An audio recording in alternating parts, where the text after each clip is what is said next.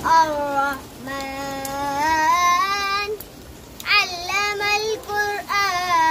القرآن خلق الإنسان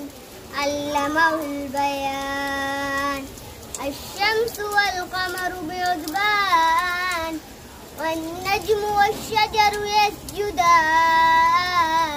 والسماء رفعها ووضع الميزان